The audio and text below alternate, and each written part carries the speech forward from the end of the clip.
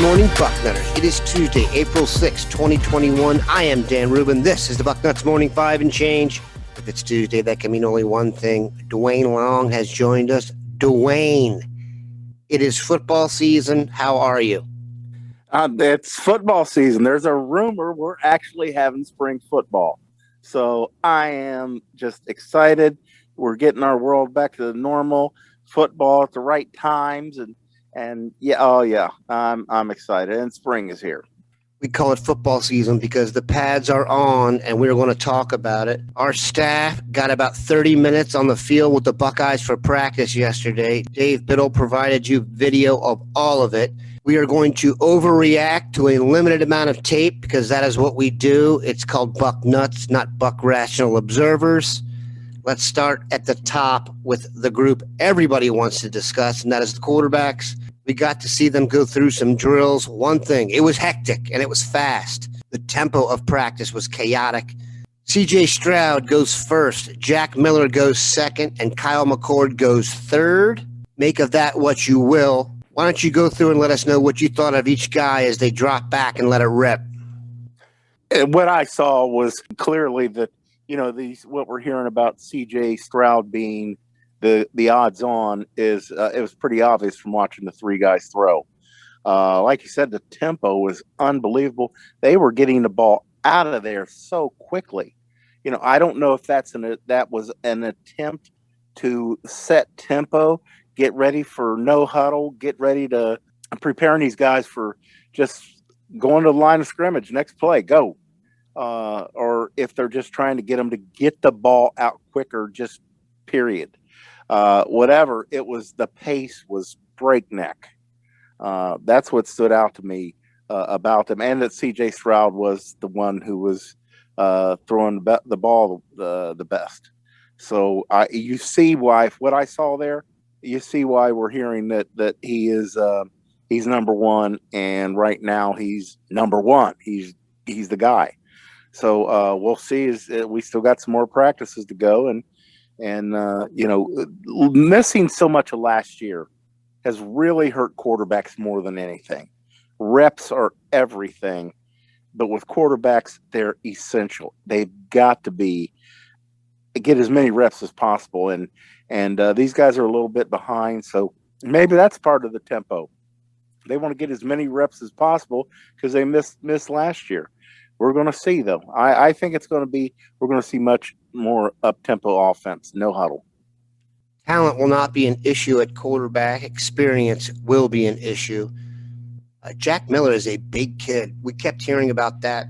When you see him in person, you can see, especially when he lines up next to McCord. McCord looks like has the body type of a younger kid, but I love the way he throws the football. If you're just going to judge it on how they looked in the pocket and their release, I was very impressed with McCord, a very compact, quick release. Stroud definitely looks like he's going to be the starter. Something would have to happen for that to change. That's pretty clear right now.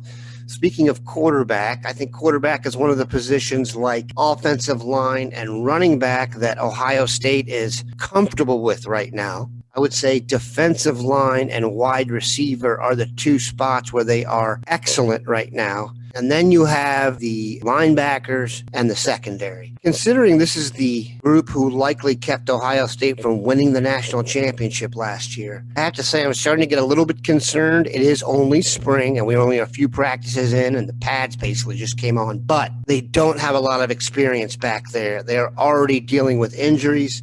Your first three corners up yesterday were Tyreek Johnson, Legend Cavazos, and Ryan Watts. Not the most experienced group ever, and what we've seen of Tyreek Johnson thus far has not been that excellent. Linebacker, Dallas Gant was a guy I know we both were head over heels for this year, thought this was his chance to become a star. He's hurt. What are we going to do at linebacker? What are we going to do at defensive back? Yeah, who knows? We don't know, like you said, experience. We don't know anything about these guys. The only thing we know anything about is Johnson, and you said he has not been excellent. He hasn't been average yet.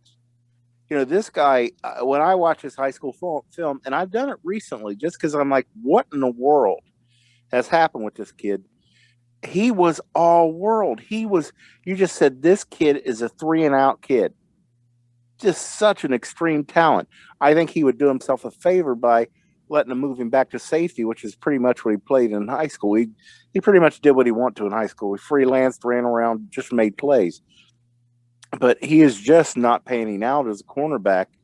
And the fact that, he's one of the three guys rotating in says, we're beat up. We lack depth. And it's a concern. As you said, it's a very important point. If we were better in the defensive backfield in particular, we are probably picking up another trophy. It just, our offense performed beautifully. And the defensive line, especially in the semifinal, they chased Trevor Lawrence all over the damn field. So it just comes back to the defensive backfield. Just what in the world are we doing back there? And, and what do we do about it? So let's hope that, we've heard so much about Cavazos as just an athlete. He's a long kid, but he was a safety in high school too. Let's keep that in mind. And Ryan Watts, I really liked Ryan Watts' high school film. Let's hope these guys are stepping up. Let's hope, because I'm just, we're talking about these guys being in there.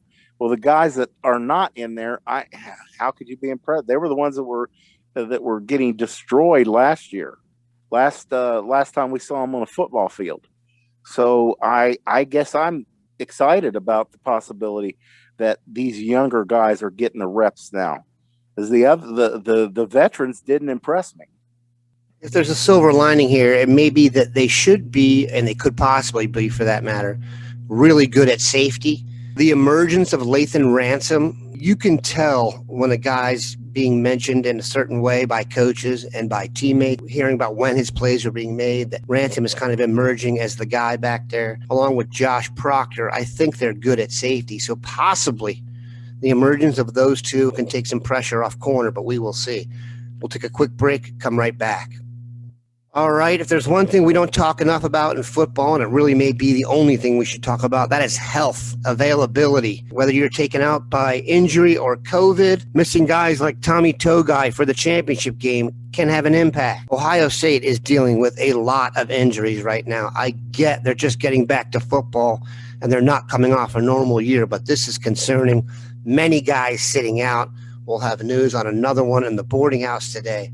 But one guy we know is down for good, knee injury, Mitchell Melton, very promising kid out of suburban D.C. Kind of a big loss. I think he might have gotten some burn. Mitchell Melton, his name keeps popping up. We're talking to contacts, and people have some access, all of us, everyone that works at Bucknuts. And one name that just keeps popping up in there, we're asking about tackles. We're always asking about the defensive line quarterback. That's where you win championships. And Mitchell Melton was his name was popping up from my contacts more than anybody. He was really looking like a kid who was going to have an impact. He was going to make a run on that 2 deep and likely get in there and make something happen for us. Him going down, and it sounds like he's not going to be back for a while. They said a significant long-term injury is the term I remember. Yeah, he tore his ACL. Yeah. Whether he can make it back for the season or not, I mean, we're only in we're in early April, so let's hope he gets back. Yeah, I don't think it's realistic to expect a kid to come back from an ACL like that this year. No, I don't either. I'm just saying, let's hope, but I don't believe it. I need to see him on the field to believe it. That you start hearing a young guy starting to make a move, and then he gets hurt. It's bad enough that he gets hurt, but that he was making a charge, that he was going to have an impact on his football team, and then he goes down. It's just wow. Let's just keep a good thought for the kid. Definitely a tough deal, and like Duane told you, the Mitchell Melton hype train was already under construction in the shop. We're going to pause construction on that. However, it is full speed ahead on the construction of another hype train, an extra wide version, and that is because we are hearing really good things about Leek Williams. Dave Biddle mentioned it yesterday. Ohio State, and we've talked about this ad nauseum on this part of the pod, our inability to bring the enormous Southern defensive tackle up here. I don't know if I would call where he's from in the D.C. area, the South particularly, but he's a 330-pound plugger, and he stands out. He has a chance to really make an impact this year. Duane, your thoughts on having a real slobber knocker in the middle there to replace Tommy Togiai? Well, I've been talking about Leek Williams ever since I heard that we offered him. I love this kid. He is so underrated. He and Mike Hall both. These guys could be a tandem to go for several years in there together. Leek Williams, just for the first thing that jumped out at me was how well he moved when I watched him on film, and the second thing was they were telling me this kid was 320 pounds, 330 pounds.